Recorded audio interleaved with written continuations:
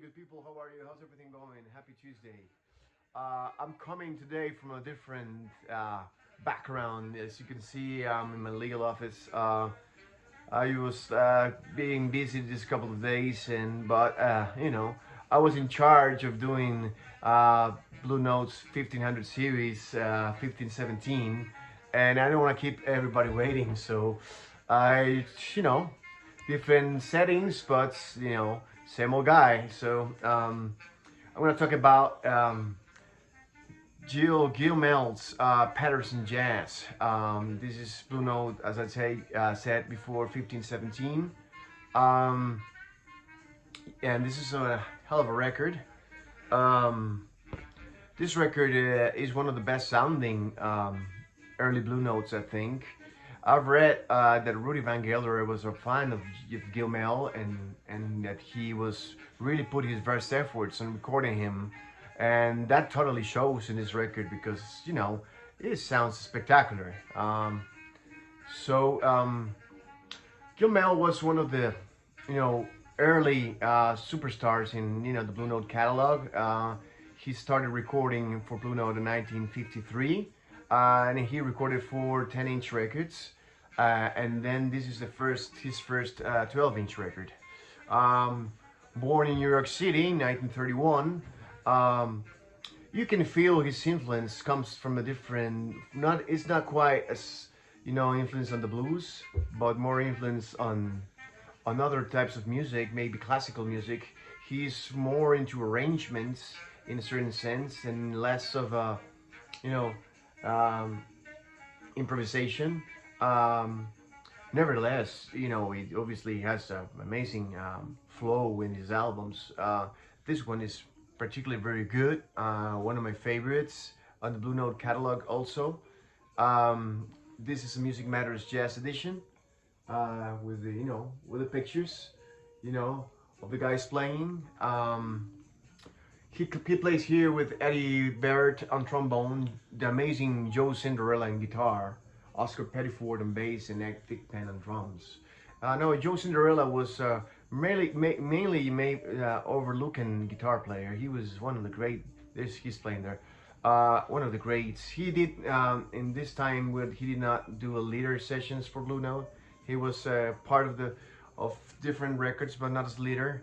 But he definitely is one of the guys you have to take a look at because Cinderella is wow.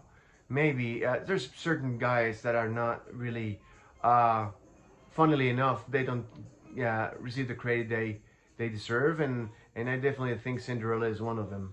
Um, you know, um, Gil was a really artistic guy. He was not only into music, he was into different types of arts, and this record really is a very coherent experience. I think most of the songs have a very nice flow within them. My favorite one is the one that we're hearing right away. If you can just kind of, I put some low sound so I cannot, they you can hear what I'm saying. But the Yara Barber Blues, that's one of the track we're playing and is one of my favorites. But definitely this record has all the ingredients to be a classic. The cover was made by Reed Miles. You can see there, it's like Reed Miles credit to the cover.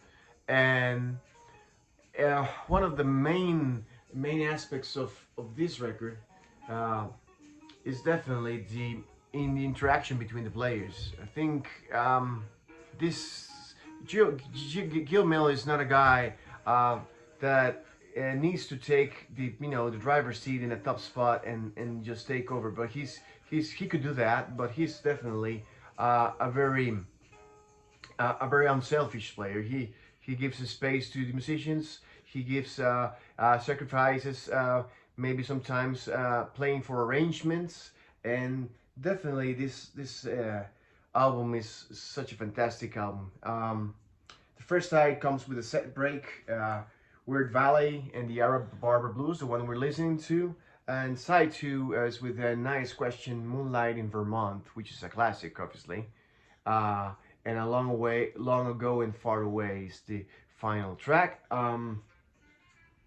Here, one of the most interesting aspects of this record also is Eddie Bird's trombone player. I think he's really underrated. I consider him a great trombone player, and sometimes he's overlooked. You know, like for guys like Curtis Fuller, for example, that obviously is very good also, but you know, had more of a recognition than him. Uh, and in my opinion, he's one of the greats.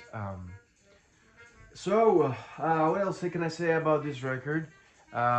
This is a Music Matters Jazz edition, as I told you. I think it's still available in Music Matters Jazz. I know there's a great video of Gilmeld um, by the amazing host. He's called the Jazz Shepherd.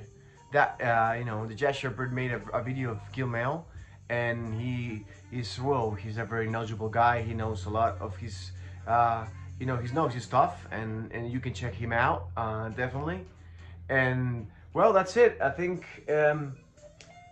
you have to get this record definitely. I think it's one of the greatest achievements in Gilmeld's musical career, and from a sounding standpoint, it's bar to none. So I like the cover too. You know, it's you know, not very fancy, but you know, I think it's very it's good. You know, if you can relate it to the music, I think it has some coherence with the music itself. So, favorite track, the Barber Blues. Also, Weird Valley, I think is a very nice song, and the whole album, you know, in general is very interesting.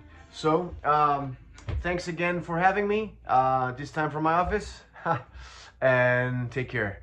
Cheers.